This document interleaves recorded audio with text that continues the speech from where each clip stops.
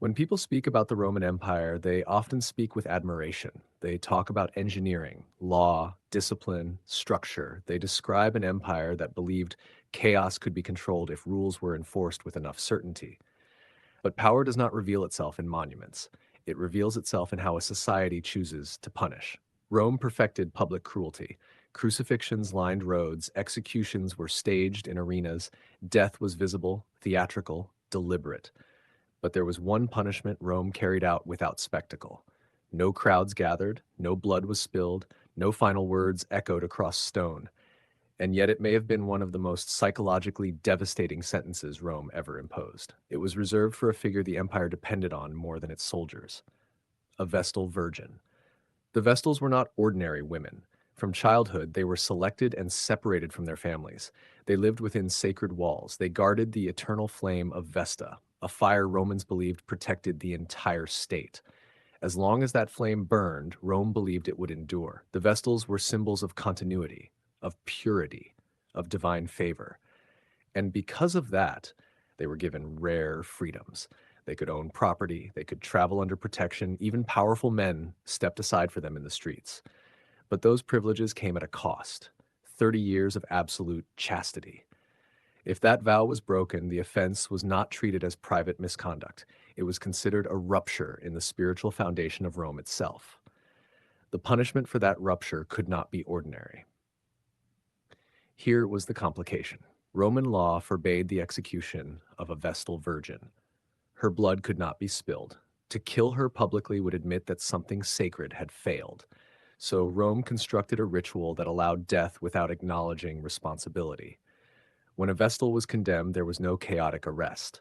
There was silence. She was dressed in ceremonial clothing, veiled, escorted through the city, not by soldiers dragging her, but by officials walking beside her. No one was allowed to touch her roughly. The city quieted as she passed, not out of celebration, not always out of sympathy, but because everyone understood that what was happening was irreversible. At the edge of the city, a chamber had been prepared underground. It was small, enclosed, constructed carefully. Inside, there was a couch, a lamp, a small portion of food, a small container of water, enough to suggest mercy, enough to create the illusion that she was not being executed. She descended the steps herself. No one forced her inside, because force would have transformed ritual into violence. The entrance was sealed. Earth was poured over it, slowly, methodically, layer by layer. The final sound was not a scream. It was the dull weight of soil pressing into place. Above ground, Rome resumed its rhythm. Conversations continued. Merchants opened stalls. Children ran through streets. The empire functioned exactly as it had the day before. Below ground, time changed shape. At first, there was still light. The lamp burned, air moved gently, there was food, there was water, and perhaps for a brief moment, there was denial.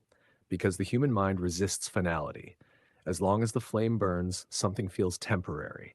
But underground, sound behaves differently. Every breath echoes faintly, every movement returns to you. There are no distractions, no horizon, no sense of direction, only walls.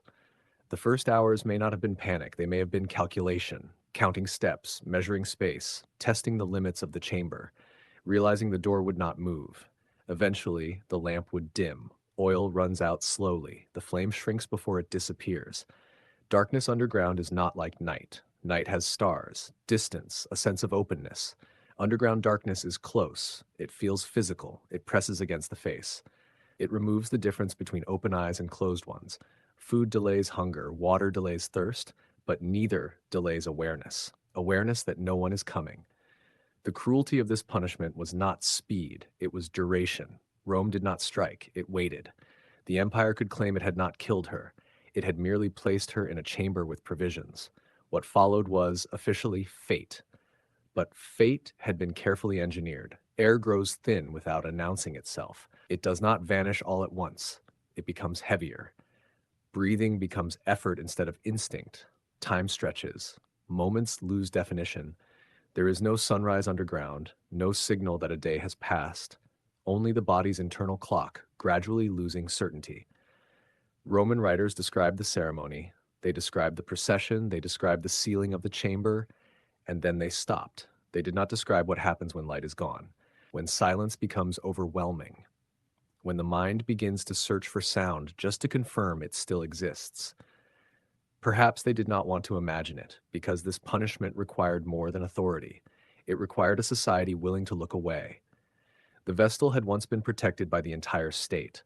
Now the entire state depended on not acknowledging her existence. No one would visit the chamber. No one would listen for sound. No one would reopen the entrance. Her death would leave no public body, no spectacle, no blood on stone, only absence. And absence is easier to live with than visible cruelty. Eventually, breath would shorten, movements would slow, consciousness would narrow, not dramatically, not violently, but quietly.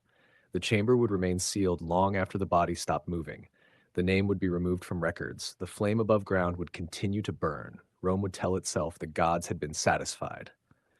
That order had been restored. But what this punishment reveals is not religious devotion. It reveals calculation. Rome found a way to eliminate a sacred figure without staining its own hands, a way to transform execution into ritual, to turn responsibility into silence.